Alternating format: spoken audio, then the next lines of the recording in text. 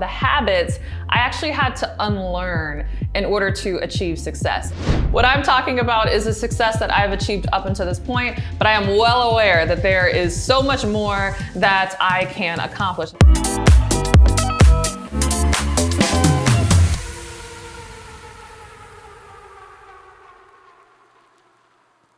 Hey, Courtney Sanders here. Welcome back to my podcast. If you're new to my podcast or you like to listen just on iTunes or Spotify, I am also recording the video over here on YouTube, so you can come on over, check out my crazy facial expressions, and have an easy way to even look at all the other videos that I have made, specifically on this topic, which is all around the habits I actually had to unlearn in order to achieve success. And just understand that this podcast by no means is a definitive list, nor is it definitively me saying, I'm on the mountaintop, I've achieved all the success in the world, there's nothing else for me to learn. No. Okay? What I'm talking about is a success that I've achieved up until this point, but I am well aware that there is so much more that I can accomplish. In fact, I hope that this is the lowest level of success I will ever have, right? And I hope that by the time I'm recording these videos, even next year, that I would have exceeded the level that I'm at right now. So again, this isn't me like, oh yes, I've achieved all this success and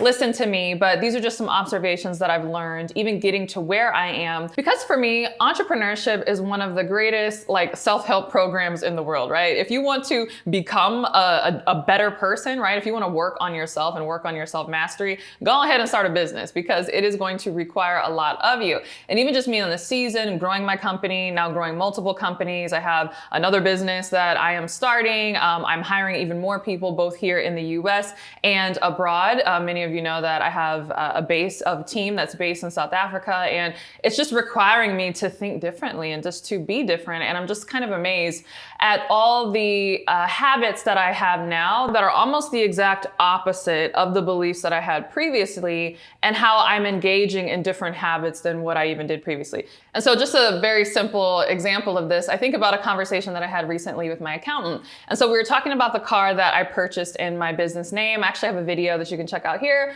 which is all about how I got to drive a Tesla for free, right? Running that through my business. And my accountant was kind of lamenting. He's like, I know you like the Tesla and the electric and the cool kid car and all of that, but he was like, I actually wish that you would have gotten a different car. And I was like, why would I get a different car? And I'm thinking I did pretty good. I got some tax breaks on this. Again, I was able to fund this through my business. What was the issue? And he was like, well, if you get a car that's over 6,000 pounds, is it, or a certain tonnage or whatever, that you're able to write off 100% of the price of the vehicle. So he was like, so again, I know you like the Tesla, but you could have gotten, say, a Range Rover. And he didn't know this, but to me, for the longest time, I always thought a Range Rover was just a ridiculous car, right? Because it is supposed to be like this car that you take off-road, but no one in their right mind would ever take a Range Rover off-road. And it's like, a six-figure car. And for the longest, particularly before I started a business and I was just working my 9 to 5, it just seemed like such an extremely financially irresponsible car to buy, for lack of a better word, right? Obviously, I don't think that now. I have friends that drive Range Rovers. Again, my accountant is saying I wish you would have gotten a Range Rover over a Tesla. And I was like, what? Why?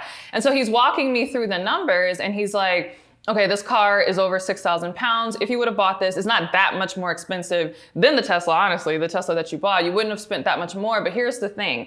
If you would have gotten a loan on the Range Rover, you would have spent less. Let's say you would have spent anywhere from $1,000 to $2,000 a month on the car note, which I know sounds like extreme, right? That's people's mortgage, right? But let's just say, I would have spent $20,000 to $24,000 for the year purchasing this vehicle. He's like, you could have reduced your tax liability though by the full 100,000 or whatever the cost is that, this Range Rover is. So he's like, so when we do the numbers and we think about how much money, less money that you would have had to pay taxes on, you actually would have made money driving the Range Rover where you didn't with the Tesla per se, because you weren't able to write off the full purchase price of the Tesla. So in this podcast is not an accounting podcast, right? And disclaimer, I'm not an accountant. Speak with your accountant. Don't go running out and buying Range Rovers. But the way he was working the math, and I was like, wait a minute. He's like, yes, for that year, the way the math would have worked out, because there's money that you would have owed to the government that's less than the money that, you would have had to pay had you owned the Range Rover. And so it's almost like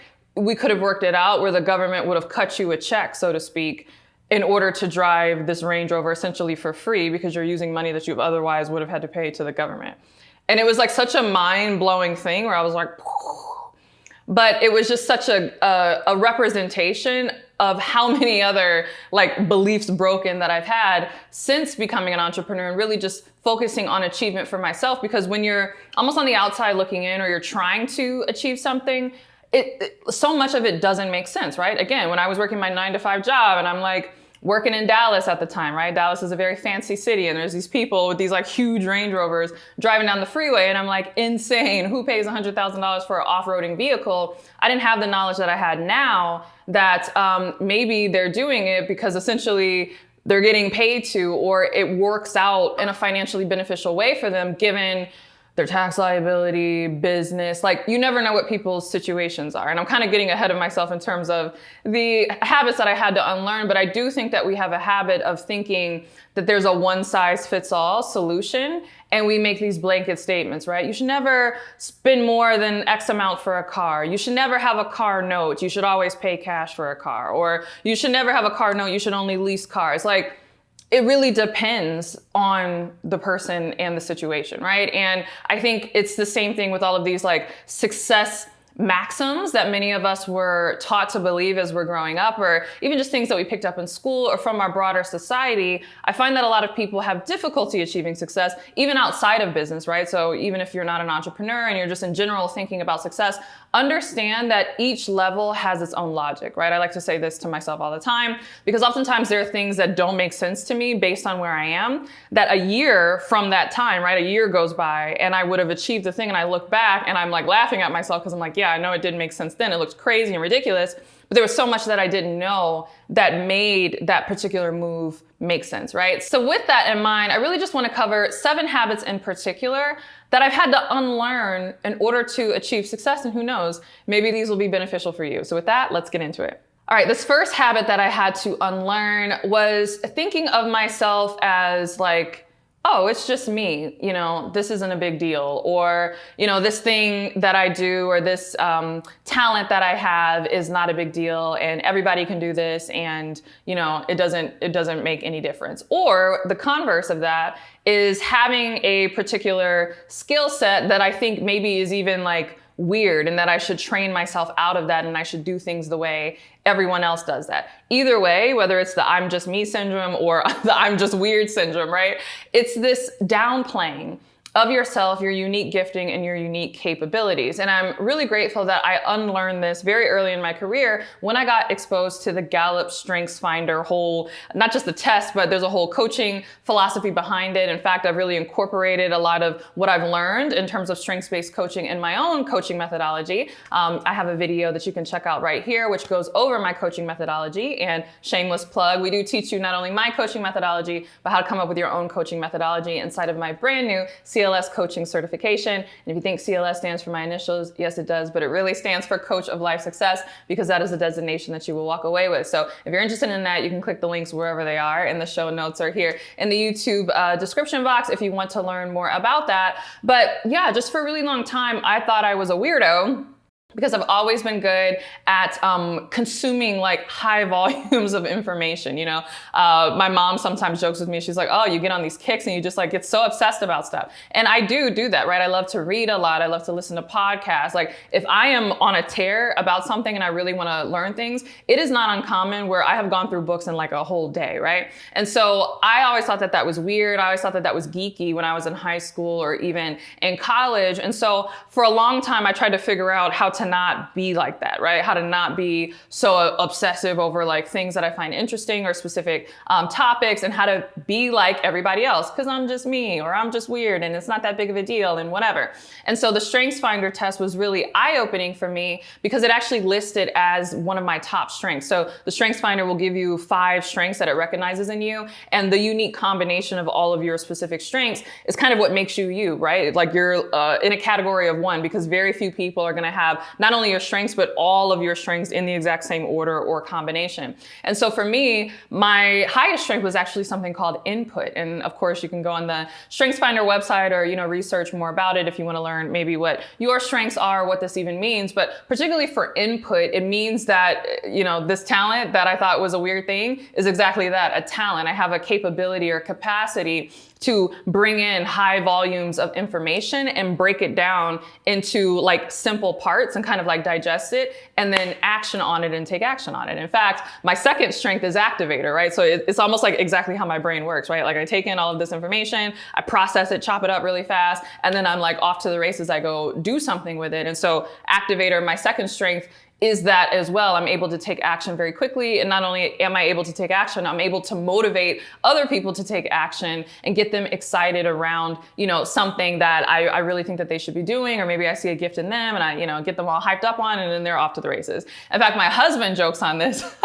He'll be telling me maybe something that, is going on at work, or maybe an idea that he has or whatever. And I just get really excited about other people's strengths, other people's gifting. I think like the world would be such a better place if everybody was operating in their purpose. So never come around me and tell me that there's something that you really want to do, but you're not doing it because you don't know how. Because by the end of that lunch or whatever it is that we are having together, I will help you do it. And so my husband, often he will kind of start talking about dreams, ideas, even challenges, not realizing that he's activating that in me, where I'm like, oh, wait a minute, I can help you figure this out. I can help you, do this. And he'll try to say like, oh, pause, pump the brakes, I'm not one of your little followers. That's what he loves to say. I'm not one of your little followers, or, I'm not one of your clients, right? Don't try to do that Courtney Juju magic on me. And he says that because he's been in rooms with me, or he's been at events where, I will speak to people, right? Or I'll meet people, or sometimes people come up to me if they, watch me on these YouTube videos, or they come to my events, and we'll get in conversations. And usually by the time they're done talking with me, they're like hyped up, ready to go. They feel like they have a clear runway, and they're like, yes, I could do this. Like, I wasn't sure that I could do this, but when I talk to you, oh my goodness, I could totally do this. And my husband, he's like, you just make everybody think that they're just gonna fly. And I'm like, yes, that is my gift. So I recognize it as a gift, and I'm grateful that I had that introduction at a very early age, because that was actually the basis of me getting into coaching. I was actually introduced to Gallup StrengthsFinder and all of that as a part of a coaching program that I was a part of for young women who are interested in entrepreneurship. It was a big nonprofit that focused on building women-owned businesses. And so I got to be a part of that, and they introduced me to all of this. And lo and behold, I literally started my blog at that time, and then my blog turned into this coaching business that I have today. So if I would have just stayed in the habit of believing, oh, I'm just me, or that's just weird, I would have never really got to operate in my purpose like I'm doing now and really, impact other people. And so if you're in the habit of thinking that whatever it is that you do is like weird or not a big deal, you got to break that, because it is a big deal. All right, the next habit that I had to break, and I even find myself reteaching myself to break this habit as I achieve new levels of success, is believing that there's always a ready-made solution. And I can say this particularly as an American, as someone who is here in the US. I think most of us understand that America can be a very kind of consumer-based society. Oftentimes people will come in from other countries and they'll go to our grocery stores and they're like, oh my goodness, how many brands of toothpaste do you need? How many brands of toilet paper do you need? Like, this is kind of strange. Why are there so many varieties of everything, right? But again, we're a very marketing driven society, a very capitalistic society. We're like, the consumers of the world, right? So we're a very consumer based society. And because of that consumer mindset, I think sometimes when we come across a particular challenge in our life, or a goal that we want to achieve, or just something that we want to do, we tend to get into this frame of mind of like, oh, there must be a perfectly packaged, ready-made solution that is going to tell me exactly what I need to do in order to achieve this thing or to have this outcome. And that's not true.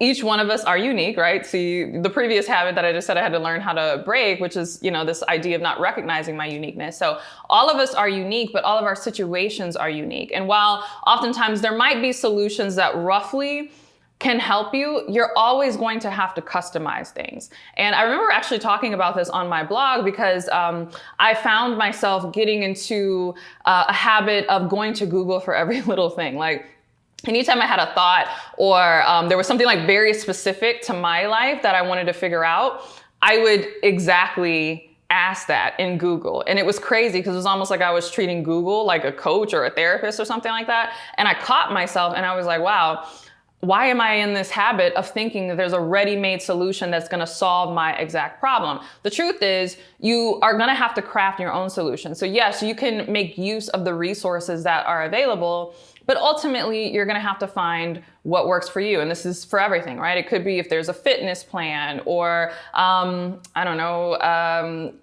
style or how to run your business or how to raise your kids or how to improve your marriage or whatever. Like, yes, there are principles and different things that you can learn from other people, but you're always going to have to make patchwork of it, and kind of come up with your own custom solution. And I found that many people, again, many Americans in particular, forget this, or either they don't realize this and they keep hopping from solution to solution. Again, me being in the coaching industry, I see this with clients all the time. They keep hopping from coach to coach, from business coach to business coach, because they're like, why didn't this work exactly the way it was supposed to work for me? And it's like, because you never even customized this at all. You came into this thinking that this was going to be 1000% for you. Like, unless it's a one-on-one situation where something is uniquely crafted for you, you're going to have to take the information and kind of mold it and adapt it to your specific situation, because you're the only person that knows exactly what it is that you are trying to achieve and where you are going, right? And particularly with coaching, people make the mistake of treating coaches like consultants, like teach me exactly what to do,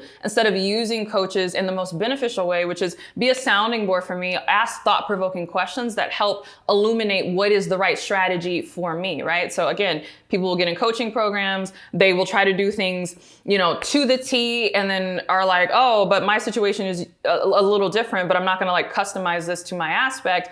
And then when I get on coaching calls, I'm always asking exactly what I need to do, trying to force the coach to connect the dots for me, instead of actually engaging in coaching and having the coach, ask me really thought-provoking questions so that I can come to the understanding of what is the right path for me. So there's no ready-made solution for anything. You're gonna have to craft it yourself. All right, the next habit that I had to break, and now I love doing the opposite of this habit.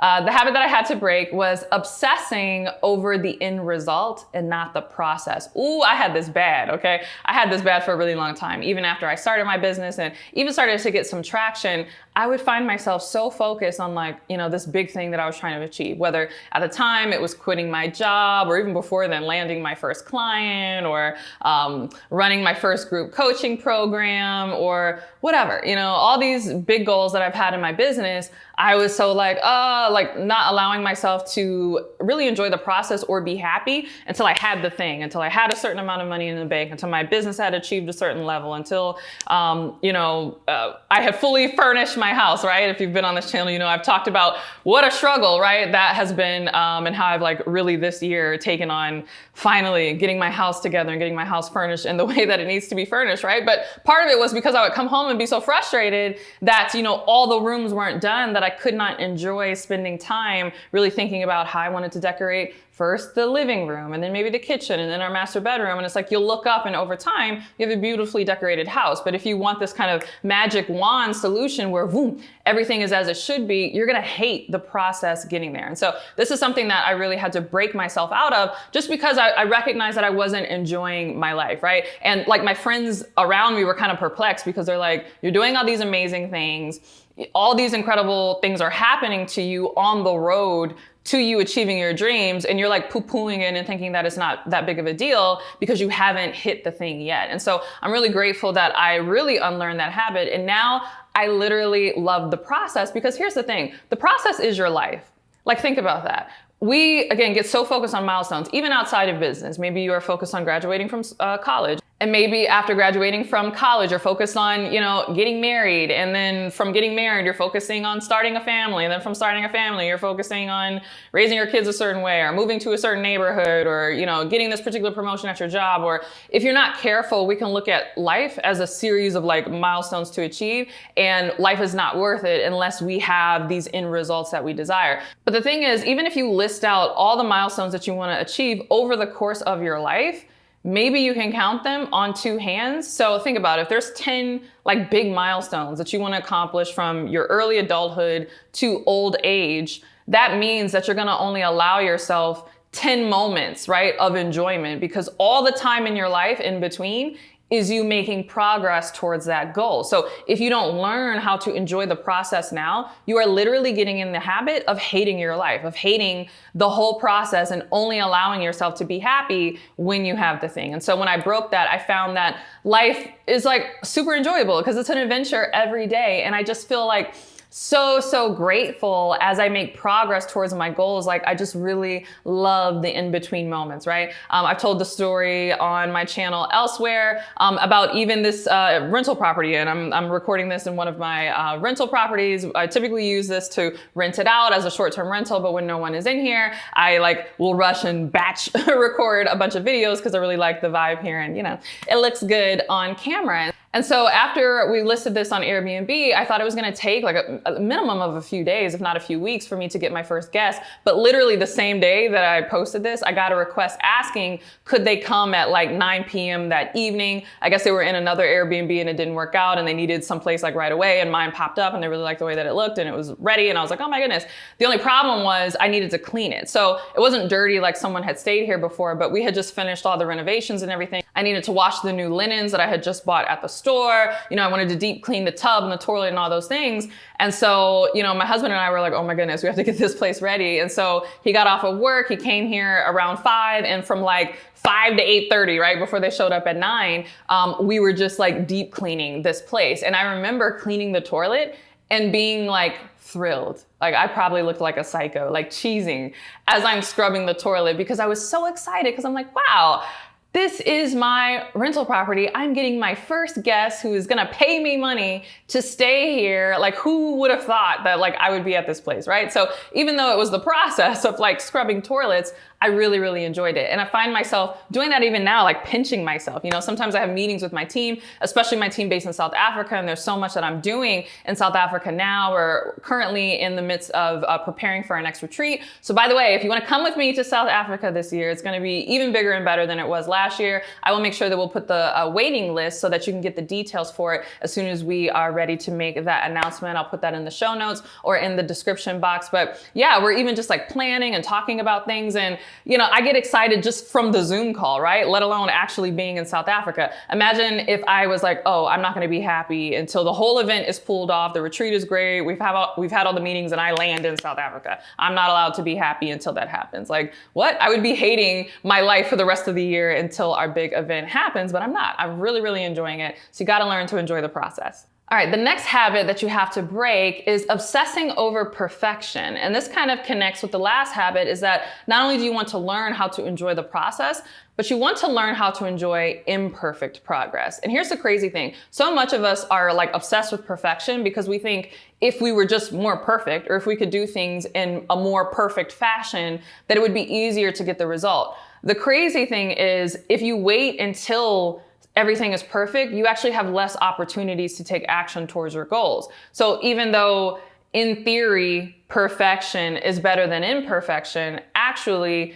in reality, imperfection ends up being better than perfection because it gives you more at bats, so to speak, right? You have more opportunities, you make more traction, you just have more quantity of attempts towards your goals. So even though those actions are imperfect, the fact that you took more of them makes it better than if you could only take action when you did it perfectly. And there's a really good book that talks about this called David and Goliath by Malcolm Gladwell. He's a super famous author. A friend of mine actually just recommended this book and it's been really great to read.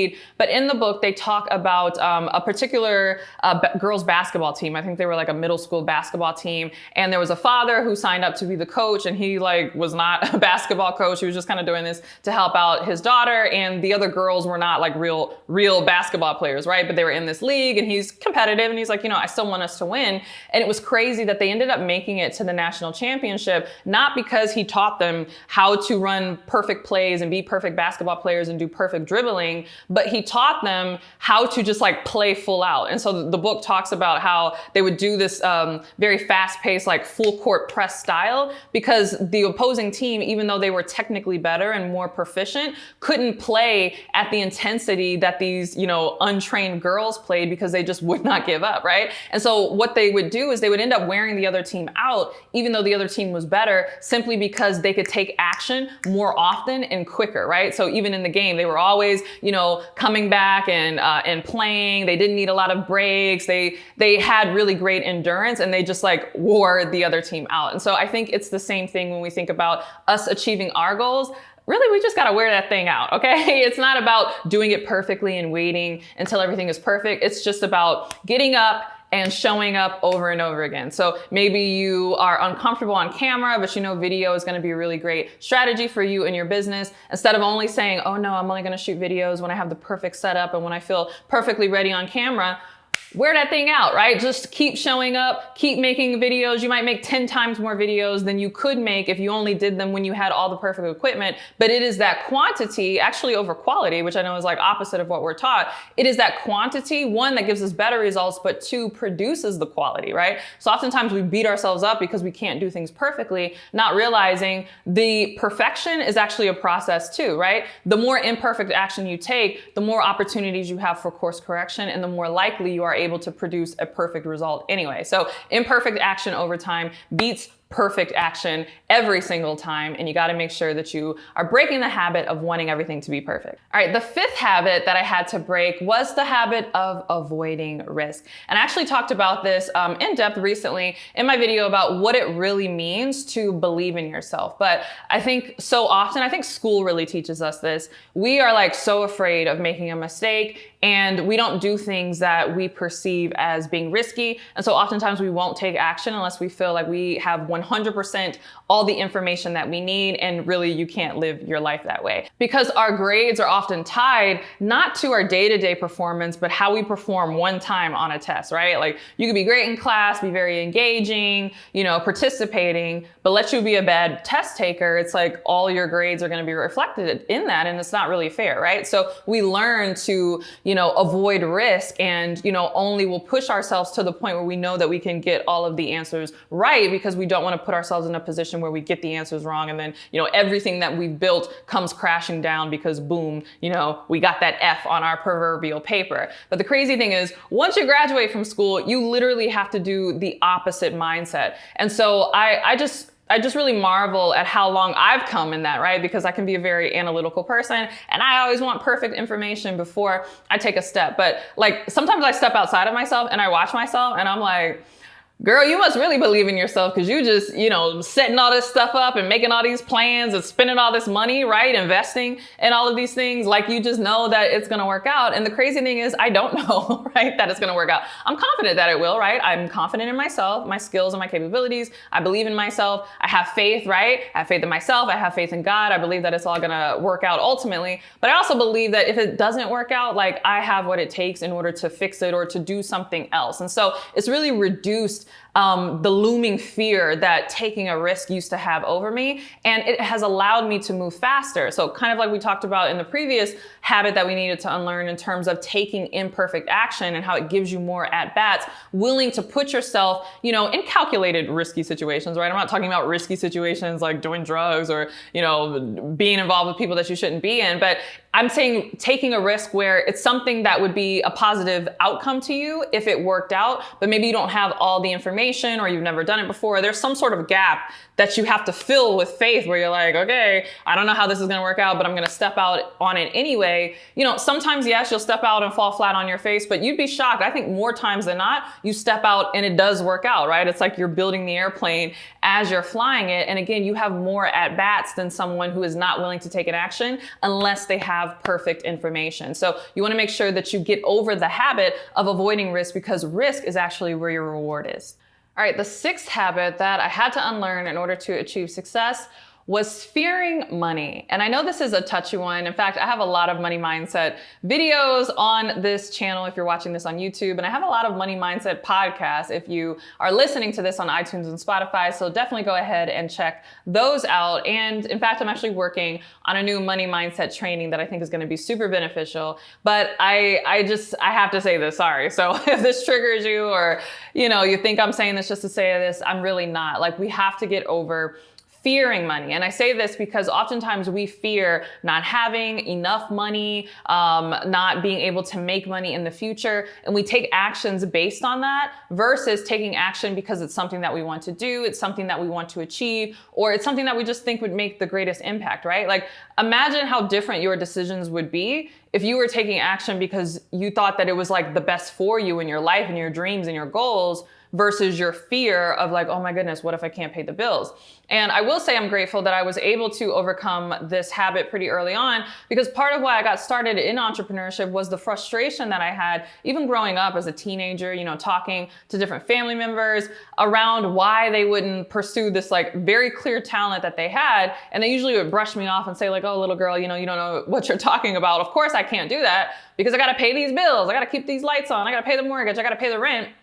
And it's just not practical for me to do that. And so I would just think that that's crazy. Like, wow, so you're going to spend your entire working life doing something that you don't feel called to do, that you can do, but you don't really enjoy, you're not that good at, just because it allows you to pay the bills, versus this whole other world that you could be pursuing that like clearly you are called to do, but because you don't know how you're going to make this work, you're not even going to attempt to operate in that direction. And so really, this overcoming the habit of being fearful of money is very similar to overcoming the habit of being fearful of risk, right? Because again, it's that wanting perfect information. Oftentimes we will not act in the direction of our true best interests and of our calling because we don't have perfect information around how we're going to monetize something, how we're going to make money, again, how we're going to pay the bills, all of those different things. But for me, what was really eye-opening is understanding, and this is going to sound kind of crazy, but again, I'll talk about this more in depth in my money mindset program. So if that's of interest to you, definitely keep hanging around this channel, or you can get on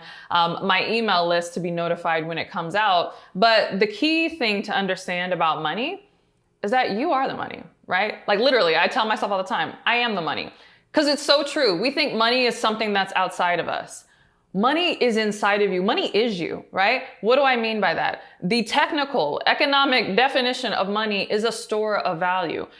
Quite frankly, money is not even real, right? Money is real in the sense of like there's physical, paper and dollars and coins, but money is a representation of something real, right? Money is a store of value. What does that mean? It means you as the human create the value, you exchange the value with other humans, and then you both give each other these little slips of paper, which are a marker of the value that was given and the value that was exchanged. So the slips of paper aren't really anything in and of themselves. The slips of paper are representations of the real thing, that value. What is that value? That value is you. You are the value. You are all of the talent, all of the gifts. Again, going back to, the first habit that I had to unlearn in terms of thinking like, oh, I'm just me, I'm just weird. Like, no, this isn't a big deal.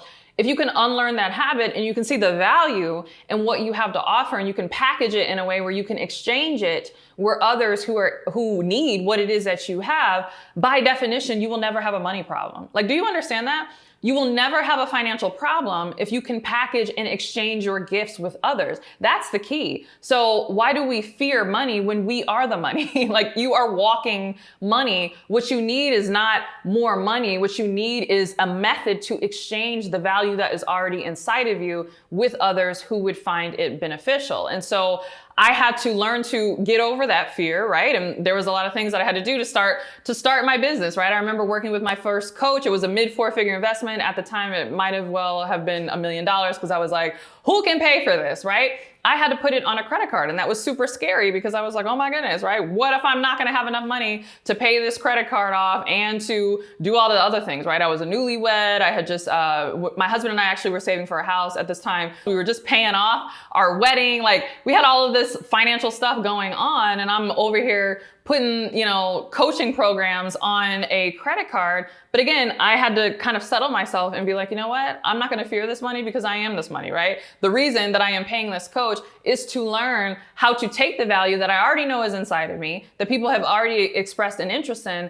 I want to learn how to unleash it and unlock it and exchange it with others who I can clearly see want what I have to offer. That is what I'm paying for. So once I learned how to do that, then I shouldn't have a money problem. And that's the truth. I didn't have a money problem. Like, ever since in my business, it was so funny. I was trying to sell coaching programs at the time. I was trying to sell them for like $1,500, and I couldn't get people to say yes. And I was like, oh, the price is just too high, right? But when I invested in that coach and I learned sales, right? And not even like complicated sales, like I just learned how to sell over the phone. Suddenly I was able to sell that same coaching for $3,500, $4,500, and then at the time, $5,000. And I'll charge a lot more to work with me one-on-one, but at the time it was like so miraculous. I was like, oh my goodness, how did this happen? Like I thought my price was too high because I couldn't sell it at $1,500, and now people can't wait to buy it at $5,000. What in the world is going on? Again, it wasn't ever a money issue because that money was already inside of me. That money was always inside of me the entire time. It was just, did I have a way to exchange that with the people who wanted what I had to offer? And so I didn't at the time, but once I got it, there was no reason to fear money because I was the money, right? And it's the same thing with you. If you can get clear on what that gifting is, what that value is that you have that other people want, and then figure out how to exchange it with them, you will never have a money problem in your life. And speaking of your life, the 7th habit that I had to unlearn in order to be successful is I had to unlearn this habit of trying to force my life to go the way I wanted it to go, and rather collaborate with my life for it to go the way I wanted it to go, right? And I get it. We're oftentimes very goal-driven individuals, right? From a very early age, I've known exactly what I want to do and exactly what I want to achieve. And I'm very like, I'm going to go get it. I'm going to go make it happen. But here's the thing. If you are very rigid in the way that it has to happen, you often will not leave room for opportunity and for your life to kind of shift and meander in a way that might end up better than what you initially thought, right? Perfect example is even me, and doing all this work in South Africa and building a South African team and now hosting retreats and doing business there and starting a second business and all of that.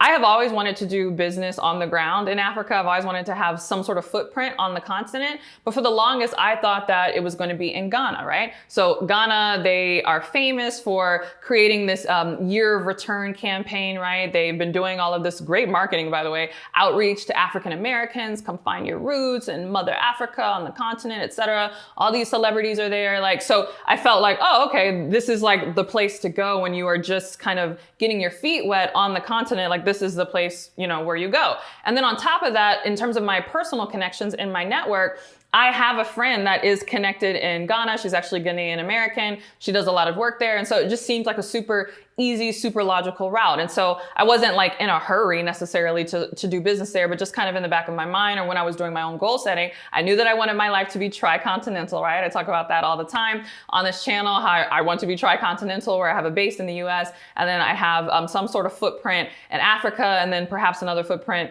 I always thought maybe in Europe, but who knows? Maybe it'll be somewhere else. Maybe it'll be in Asia or Australia, or I don't know, but on a different continent, right? So I wanted to be based in the US, Africa, and then in some third continent. And I'm so grateful that I allowed, my life to kind of navigate as it went, because if it were up to me, I would have done all of this work to try to force myself to make connections on the ground in Ghana. But in a very kind of a serendipitous way, I was able to make a contact almost on accident that happened to be in South Africa. And it really just unlocked everything for me. It just kind of like blew up from there. And now I have a whole team and operations and retreats and like business dealings in South Africa rapidly too, because I always thought that it was going to take me years. Like when I thought, hey, I'm going to like have a footprint in Africa, I'm going to be tri-continental, that was like a 5 to 10 year dream of mine, right? But because I allowed my life to kind of be what it was and, take advantage of those serendipitous moments, and again, collaborate with my life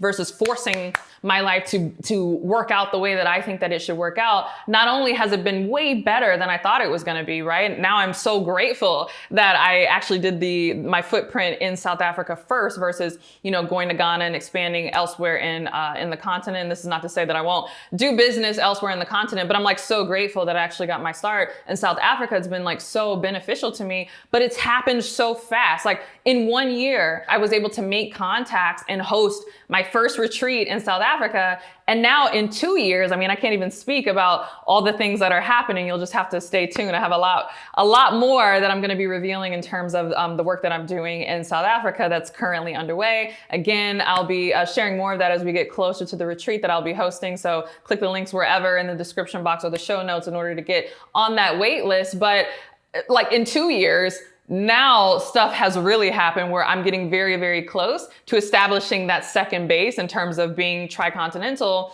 again on the continent, and it never would have happened had I, oh no, I can't make this contact, or I can't do this because I always thought that, my first foray into Africa was going to be Ghana. Like, that's ridiculous. But people do that all the time. They brush away amazing opportunities that the river of their life is kind of flowing to. They brush it off because it doesn't look exactly how they thought it was going to look. And for me, it's not just collaborating with my life. For me, this is a collaboration with God, right? Because I know ultimately, right, God is the director of my life. And so I truly believe that the things that happen to me don't happen to me, they happen for me, right? And I truly believe the Bible when it says like all things work together for the good of those that love the Lord, right? I'm like, okay, all these things are working together for my good. So if something comes up that I didn't expect, or it's like it's taking me kind of a bit down a different route, it's not a bad route, but I'm like, oh, I thought I was going to go left, but why does it look like everything is pointing towards me going right?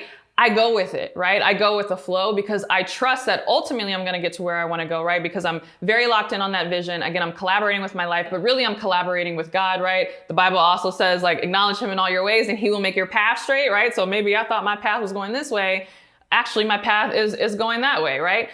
First, you seek the kingdom of God and all these things will be added to you, right? All the things that I want, like God knows what I want, all right? So if he's directing me in a certain direction, it's for a reason. And that reason is probably to get me closer to where I want to go. It's just in my, human limited understanding, I'm thinking that it has to happen over here. And God's like, this is actually the faster route. I know it looks longer, but I'm gonna put some super on your natural, right? Supernatural, and we're gonna accelerate the timeline. So you gotta be open to that, right? I understand that requires faith, but hello, that's what this whole thing has been about, right? Being willing to take risks, being willing to not have that exact information, right? Stepping out on faith and just allowing your life to really show you the direction that you need to be operating in. All right, so those are the 7 habits that I had to unlearn in order to achieve success. I hope that this was really beneficial for you. If you're looking to learn the right habits, particularly learning the right habits when it comes to launching and growing your own coaching business, of course, I highly recommend my CLS coaching certification, which will not only teach you my coaching methodology, but will help you come up with your own, as well as package that coaching methodology. And if you want, we even have a version where you'll learn all of my marketing secrets so that you can become the next big name in your industry. So you can click the links in the show notes or the description box or wherever they are. Also, yes, we are preparing for our 2nd annual South African retreat in Cape Town. And so if you want to be on the wait list so that you'll be the first to know when all of those details are available, you can also click the links wherever they are in order to get on that wait list. Thanks so much for watching/listening to this podcast, and I will see you in the next one. Bye.